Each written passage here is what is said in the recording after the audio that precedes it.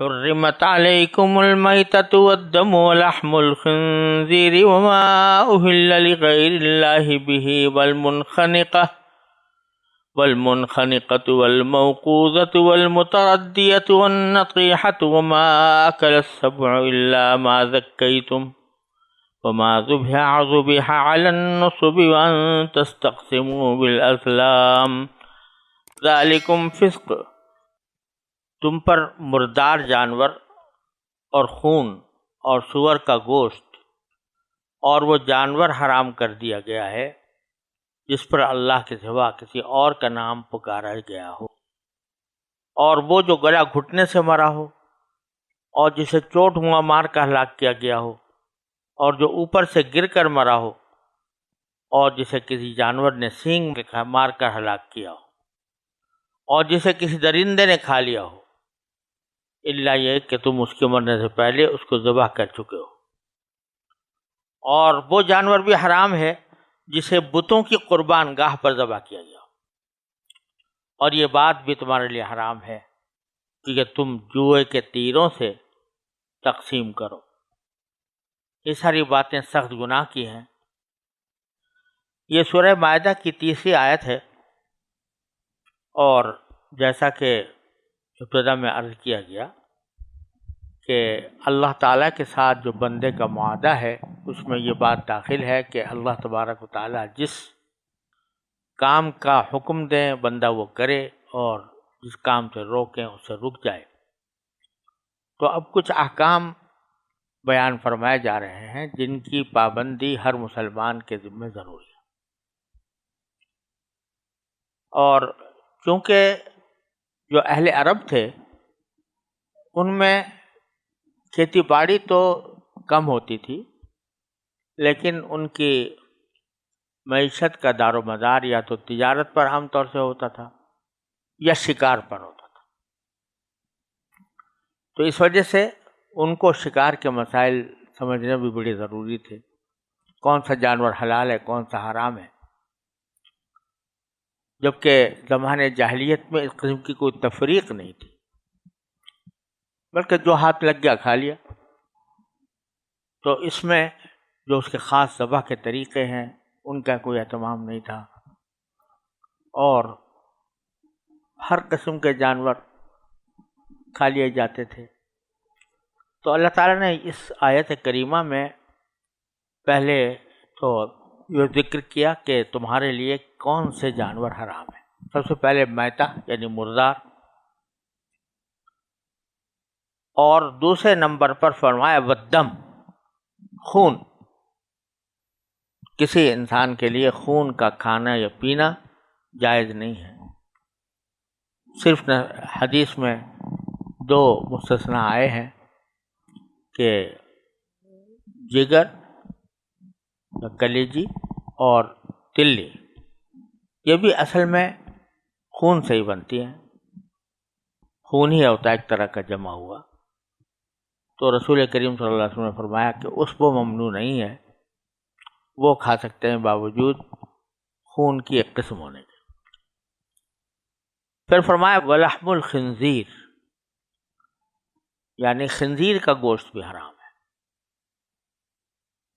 اور خنزیر کے گوشت کے اندر نبی کریم سرورد عالم صلی اللہ علیہ وسلم نے، اللہ تعالیٰ نے اگرچہ لحم کا لفظ استعمال کیا ہے لیکن اس میں اس کا پورا بدن مراد ہے، صرف گوشت نہیں بلکہ چربی، پٹھے وغیرہ سب داخل ہے،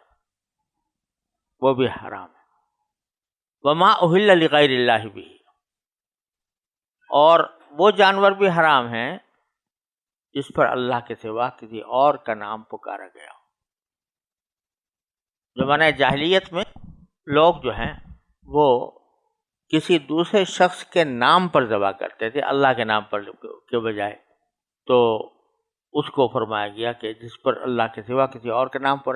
پکارا گیا ہو وہ بھی ناجائز حرام ہے۔ جیسے کسی بت کے نام پر قربانی کر دیتے تھے تو یہ بالکل حرام ہو گیا، حالانکہ چاہے اس کا خون پوری طرح بہہ گیا ہو اور ذبح بھی صحیح طریقے سے کیا گیا ہو، لیکن کیونکہ نام اس پر لیا گیا اللہ کے سوا کسی اور کا، تو اس واسطے وہ مستقل طور پر حرام ہو گیا۔ اسی میں وہ صورت بھی داخل ہے کہ اگرچہ نام اللہ کا لیا جائے لیکن وہ اس کا مقصود در حقیقت یہ ہو کہ اللہ کا نام لے کر کسی خاص شخص کو یا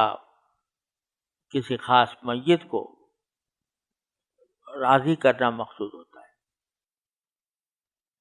رضا اللہ کی مقصود نہیں ہے بلکہ اس آدمی کی رضا مقصود ہے، تو وہ بھی اسی قسم میں داخل ہے۔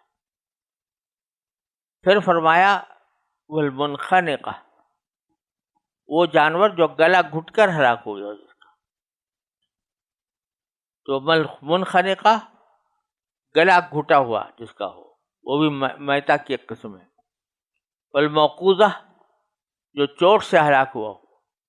والمتردیہ جو اوپر سے گر پڑا ہو اس میں ہلاک ہو گیا ہو، والنطیحہ اور کسی جانور کے سینگ نے اس کو مارا ہو جس کی وجہ سے اس کی موت واقع ہو گئی ہو، یہ سب جو ہیں حرام ہے۔ وما اکل السبع، اور جس کو درندے نے کھا لیا، شیر نے ایک مثلا فرض کرو ہرن پکڑا اور اس کو کچھ کھا لیا، اب کسی کے لیے حلال نہیں ہے کہ وہ اس کو کھائے، ہم یہاں تک کہ اگر اس کا وہ جو صحیح طریقہ ذبح ہے وہ بھی حاصل ہو گیا ہو بالفرض،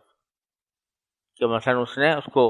عام طور سے شیر ایسا کرتے ہیں کہ گردن سے پکڑتے اور اس کا خون پی لیتے، تو خون تو اس میں بھی نکل جاتا ہے، لیکن کیونکہ درندے نے کھایا تو اس وجہ سے وہ اس کے عموم میں داخل ہے۔ وما اکل السبع الا ما ذکیتم، سوائے اس جانور کے کہ اس کے مرنے سے پہلے تم نے اس کو ذبح کر لیا۔ مثلا یہ کہ ایک شیر نے فرض کرو کہ ایک بکری پکڑی اور کچھ نہ کچھ اس کے پشت میں سے کھا لیا، کچھ کر لیا، لیکن اس کی جو ابھی وہ زندہ بھی ہے اور وہ رگیں بھی سلامت ہیں جن سے شرعی طور پر ذبح کیا جاتا ہے، تو اگر اس کے مرنے سے پہلے کوئی آدمی جا کر اس کے گلے پر چھری پھیر دے بسم اللہ کہہ کر تو وہ حلال ہو جائے گا، باوجود ہے کہ ما اکل السبع میں داخل ہے، یعنی درندہ نے کھایا تھا لیکن درندے کی کھانے سے فوراً موت واقع نہیں ہوئی تھی، زندہ تھا اور اس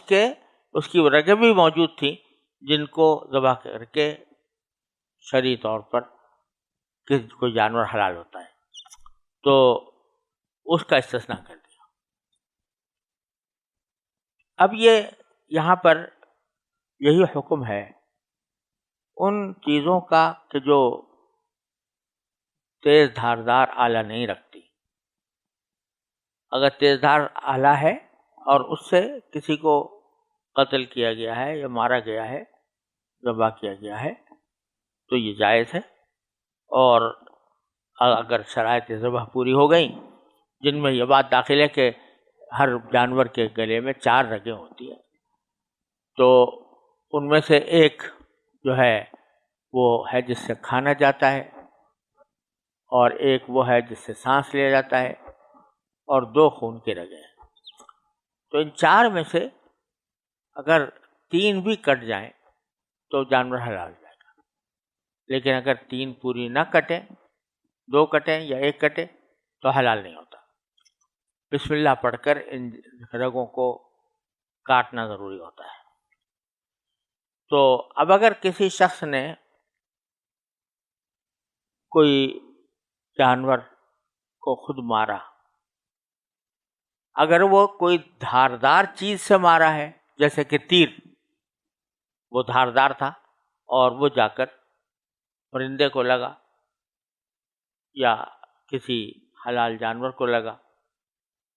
اور وہ اس زخم کے لگنے کی وجہ سے بالآخر ہلاک ہو گیا، تو اگر تیر مارتے وقت بسم اللہ پڑھ لی تھی تو اب دوبارہ اس کو حلال کرنے کی ضرورت نہیں ہے، وہ حلال ہو جائے۔ یہاں یہ بھی یاد رکھنا چاہیے کہ جانوروں کی دو قسمیں ہوتی ہیں. ایک تو وہ جانور ہیں جو پالتو نوعیت کے جانور ہیں اور عام طور سے انسان کے قابو میں آ جاتے ہیں، جیسے بکری ہے، گائے ہے، بھینس ہے یا مرغ وغیرہ ہے. تو ان کے لیے تو ان کے حلال ہونے کا تو ایک ہی راستہ ہے، وہ یہ کہ ان کو پکڑ کر ان کو ذبح کیا جائے، باقاعدہ 4 میں سے 3 رگیں کم از کم کاٹ کر، جیسا کہ پیچھے عرض کیا گیا. اس کو ذبح اختیاری کہتے ہیں. البتہ اگر کوئی جنگلی قسم کا جانور ہے تو عام طور سے انسان کے قابو میں نہیں آتا، یا اصل میں تو پالتو تھا لیکن کسی وقت ہتے سے اکھڑ گیا اور وہ قابو سے باہر ہو گیا، تو اس صورت میں ضروری نہیں ہے کہ 4 رگیں ہی کٹیں، بلکہ اگر تیز دھار کے آلے سے اس کو ہلاک کر دیا جائے، کہیں بھی وہ جا کر لگا ہو اور اس سے وہ ہلاک ہو جائے، بشرطے کہ تیر پھینکتے وقت بسم اللہ پڑھی گئی ہو، تو وہ حلال ہو جاتا ہے. پھر اس کے 4 رگیں کٹنے کی ضرورت نہیں رہتی، بلکہ جسم کے کسی بھی حصے پر لگے تو وہ حلال ہو جائے گا، بشرطے کہ بسم اللہ پڑھ کے تیر پھینکا گیا ہو اور آلہ جو ہے وہ دھاردار ہو. لیکن اگر وہ آلہ دھاردار نہیں ہے بلکہ سخت ہے، تو اگر کسی جانور کو وہ مارا جائے تو اس کو چوٹ لگتی ہے، اس کا گلے کا جو خون ہے وہ باہر نہیں جاتا، چوٹ لگتی ہے، چوٹ سے کے صدمے سے وہ اس کا دل بند ہو جاتا ہے، ہلاک ہو جاتا ہے. تو وہ جو کہلاتا ہے موقوذہ کہلاتا ہے. تو یہ بندوق کی گولی جو ہوتی ہے، اس سے اگر کسی کو مارا جائے، فقہاء کرام نے فرمایا بندقہ اصل میں غلیل کو کہتے ہیں، تو غلیل سے اگر کسی کو جانور کو پرندے کو مارا، بسم اللہ پڑھ کے پھینکا، وہ وہیں ہلاک ہو گیا، تو یہ جائز نہیں ہوا، حلال نہیں ہوا، بلکہ آپ کو جانا چاہیے تھا اور جا کر، جبکہ آپ کے پاس ایک دھاردار آلہ موجود ہے، اس دھاردار آلے سے اس کو ذبح کرنا چاہیے تھا قاعدے کے مطابق. اگر نہیں کیا تو حلال نہیں. اب بندوق کی گولی کے بارے میں 2 نقطہ نظر ہیں. ایک یہ کہ بندوق کی گولی چونکہ گساردار نہیں ہوتی بلکہ وہ ایک پتھر کی طرح ہوتی ہے، تو اس لیے اس کی چوٹ سے جب کوئی مرے گا تو وہ یہی سمجھا جائے گا کہ پتھر کی چوٹ سے مرا ہے، اگرچہ زیادہ پریشر سے چھوڑنے کی بنا پر اس کی طاقت بہت بڑھ جاتی ہے، لیکن فی نفسی ہی وہ کسی دھاردار چیز سے، آلے سے نہیں مرا. اس واسطے جب تک ایسا نہ ہو کہ وہ زندہ اس کو پا لیا جائے اور پھر جا کر اس کی گردن پر چھری پھیری جائے بسم اللہ کہہ کر، اس وقت تک وہ حلال نہیں ہوگا. دوسرا نقطہ نظر یہ ہے کہ دھاردار چیز کو اگر کسی جانور کے گلے پر پھیرا جائے، اس کی جو شرط لگائی ہے شریعت نے، اس کا اصل مقصود یہ ہے کہ خون بھاری تعداد میں باہر نکلے. اگر چوٹ سے پتھر مارے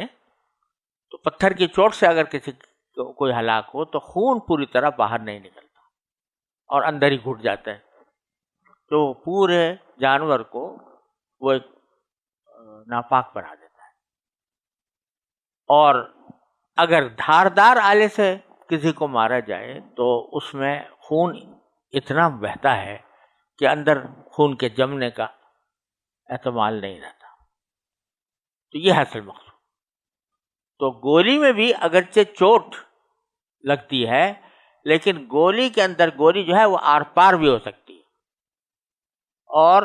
اندر جا کر وہ اب خون کو باہر اس بڑی تعداد میں نکالتی ہے کہ جو عام طور سے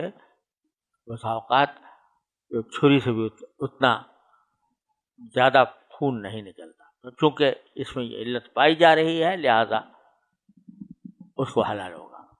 یہ دو نقطہ نظر ہیں مختلف علماء کے، دونوں کے پاس دلائل ہیں، دونوں قابل احترام ہیں، لیکن احتیاط ظاہر ہے اس میں ہے کہ گولی کے ذریعے اگر شکار کیا گیا ہے تو پہلے جا کر زندگی میں اس کو حلال کیا جائے، ورنہ اس کو یہ سمجھا جائے کہ میتا ہو گیا۔ احتیاط اس میں ہے بے شک،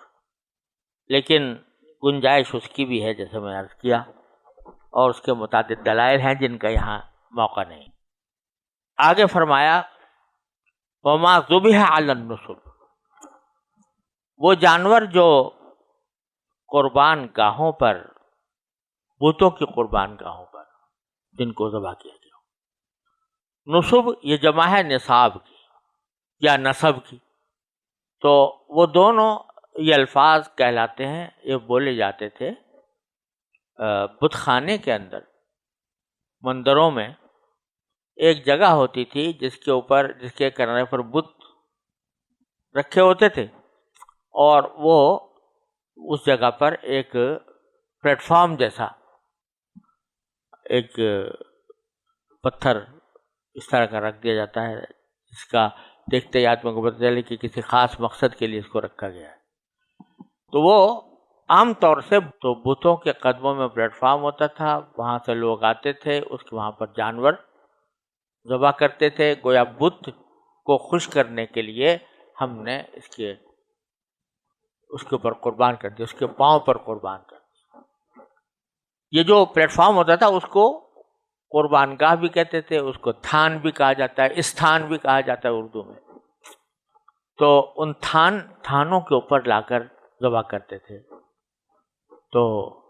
یہ بھی ناجائز، حرام قرار دیا، یعنی چاہے وہ صحیح طریقے سے ذبح کیا ہو، چاہے نام اللہ کا لیا ہو، لیکن جا کے بت کے اوپر، بت کے تھان کے اوپر جا کر اس کو ذبح کیا، بت کو خوش کرنے کے لیے، بت کی رضامندی حاصل کرنے کے لیے، یہ بھی شرک کا ایک شعبہ ہے، لہذا اس کو بھی ناجائز کر دیا۔ پھر آگے فرمائے وَأَن تَسْتَقْسِمُوا بِالْأَزْلَامِ، اور یہ بات بھی تمہارے لیے حرام ہے کہ تم تیروں کے ذریعے تقسیم کرو۔ یہ لفظ جو ہے اس کا لفظی ترجمہ یہی ہے کہ تیروں کے ذریعے تقسیم کرنا، لیکن یہ بہت مشہور اصطلاح تھی جاہلیت میں جس کو استقسام بالازلام کہتے تھے۔ وہ یہ تھا کہ وہ کسی تھیلے میں تیر بہت سارے رکھ دیتے تھے، اور ایک طریقہ یہ تھا ان تیروں سے فائدہ اٹھانے کا کہ کوئی فال نکالنی ہو کہ میں یہ کام کروں یا نہ کروں، تو وہ اس پر تیروں پر کسی تیر پر لکھ دیا کہ ہاں کرو، کسی بھی لکھا نہیں کرو، اور اس کو گٹمٹ کر کے پھر دیکھتے تھے کہ یہ میں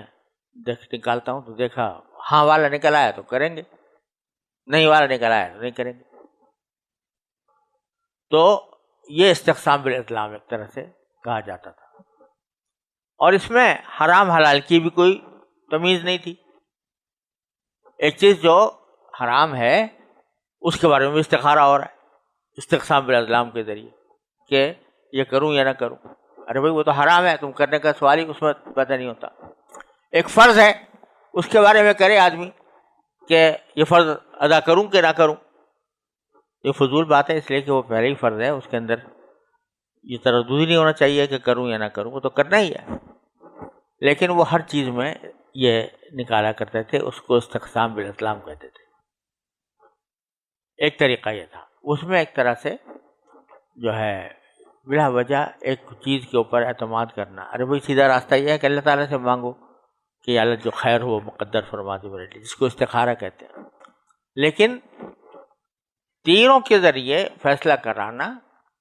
یہ کوئی عالم غیب ہیں وہ تیر، یا جن بتوں کے پاس کھڑے ہو کر وہ کیا جا رہا ہے وہ بت عالم الغیب ہیں، جو تمہیں بتا دیں گے کہ ہاں اس سے فائدہ ہوگا یا نقصان ہوگا، لہذا یہ حرام ہے۔ دوسرا طریقہ استقسام الازلام کا یہ بھی تھا کہ بعض اوقات کسی دوسرے شخص کا اونٹ پکڑ لیا اس کی مرضی کے بغیر، اور پھر شراب کے نشے میں لوگ دھوتے ہیں، اونٹ پکڑ کے لے آئے ہیں، اور جس کا اونٹ ہے اس کو پھر بعد میں منہ مانگے دام بھی دے دیں گے، لیکن فی الحال ہم لے آئے پکڑ کے، اور لا کر پھر اس کو چونکہ 10-12 آدمی مل کے لائے تھے تو ان کے اندر اب یہ کیسے تقسیم کریں، تو اس میں کسی کا کے اوپر مثلا 4 کلو کا گوشت، کسی میں 5 کلو کا گوشت، کسی میں ران، کسی میں جو ہے وہ مختلف حصے گوشت کے، اس طرح بہت سارے حصے بنا لیتے تھے، اور پھر تینوں میں ڈال کر پھر نکالتے تھے کہ وہ جس کے جو حصہ آئے وہ لے جائے، چاہے وہ بڑا ہو یا چھوٹا ہو۔ تو برابر کے ساتھ برابر سے تقسیم کرنے کا کوئی رواج نہیں تھا، انصاف سے تقسیم کرنے کا نہیں تھا، بلکہ جو تیر کہہ دیں بس اس کے برابر کرنا ہوتا۔ اس کو استقسام الازلام بھی، اس کو بھی استقسام الازلام کہتے ہیں۔ تو دونوں طرح کے استقسام الازلام سے شریعت نے منع فرمایا کہ یہ بھی تمہارے لیے منع کر دیا گیا ہے۔ ذالکم فسق، یہ سارے کام جو ہیں یہ تمہارے لیے یہ گناہ کے کام ہیں، یعنی میتہ کا کھانا، لحم خنزیر کا کھانا، اور جو ہے بغیر اللہ کے نام کے کوئی جانور ذبح کیا ہوا کھانا، گلا گھونٹا ہوا کھانا، چوٹ کھایا ہوا کھانا، اوپر سے گرا ہوا جانور، اور جس کو سینگ مار دیا ہو اور جس کو درندے نے کھا لیا ہو، یہ سب حرام ہے۔ اور جو تھانوں پر لا کر جن جانوروں کو ذبح کیا جاتا ہے وہ بھی حرام ہے۔ وَأَن تَسْتَقْسِمُوا الْأَزْلَامَ، اور استقسام الازلام کی جو صورتیں تم اختیار کرتے ہو وہ بھی حرام ہے۔ جہاں تک پہلے طریقے کا تعلق ہے جو فال نکالنے کے لیے کرتے تھے، اس میں فی الجملہ یہ کہا جا سکتا ہے کہ 2 مباح کام ہیں، تو ان 2 مباح کاموں میں سے کوئی اختیار کرنا ہے، تو اس کے لیے اگر آدمی کوئی قرآن اندازی کر لے کہ میں یہ کام کروں یا نہ کروں تو کوئی حرج بھی نہیں۔ کسی 2 مباح، دونوں مباح ہیں، دونوں جائز ہیں، اور ان میں سے کسی ایک کام کا انتخاب کرنا ہے تو اس کے لیے قرآن اندازی بھی جائز ہے، تیروں کے ذریعے کر لے یا قرے کے ذریعے کر لے۔ لیکن جو فرائض و واجبات ہیں یا جو معصیتیں اور گناہ ہیں ان کے بارے میں کوئی استخارہ نہیں، کوئی استقسام نہیں۔ درکار خیر حاجت ہیچ استخارہ نہیں، کار خیر کے اندر کسی استخارے کی ضرورت نہیں ہوتی۔ تو یہ اس کی تفصیل ہے، کو حرام کر دیا گیا۔ تبادل صلاۃ الاستخارہ ہے، جس کے معنی ہیں کہ نبی کریم صلی اللہ علیہ وسلم نے یہ تلقین فرمائی ہے کہ جب آدمی کو کسی قسم کا تردد ہو تو 2 رکعت نماز استخارہ پڑھ کر استخارے کی دعا پڑھ لے۔ بڑی عجیب دعا ہے کہ اللہم انی استخیرک بعلمک واستقدرک بقدرتک، اے اللہ میں آپ کے علم سے خیر چاہتا ہوں اور آپ کی قدرت سے مدد چاہتا ہوں۔ فإنک تعلم فإنک تقدر ولا نقدر، کیونکہ آپ کو قدرت ہے ہمیں قدرت نہیں ہے۔ انک تعلم ولا نعلم، آپ کو علم ہے ہمیں علم نہیں ہے۔ کہ اللہ یہ کام جو میں کرنے جا رہا ہوں اگر وہ خیر ہے میرے دین کے اعتبار سے، میری دنیا کے اعتبار سے، تو پھر اس کو مقدر بھی کر دیجئے اور آسان بھی بنا دیجئے، اور اگر یہ شر ہے تو آپ اس سے مجھے محفوظ رکھیے اور اس کو مجھ سے دور کر دیجئے، اور اس کی جگہ وہ چیز عطا فرمائیے جو جس میں میرے لیے بھلائی ہو۔ بہترین دعا ہے، بس استخارہ اتنی دعا کر لے، پھر جو انشاءاللہ جو کچھ ہوگا وہ بہتری ہوگی۔ کوئی ضروری نہیں کہ اس کا کوئی جواب آئے، نہ کوئی ضروری ہے کہ خواب آئے، نہ کوئی ضروری ہے کہ کسی جانب ضرور دل مطمئن ہو جائے، لیکن اس کے بعد اپنی سی کوشش کرتا رہے، معلومات کرتا رہے، اس کے بعد پھر کام کرے گا تو انشاءاللہ اس میں خیر ہوگی۔ یہ استقسام بالاسلام کا ایک متبادل طریقہ نبی کریم صلی اللہ علیہ وسلم نے فرما دیا۔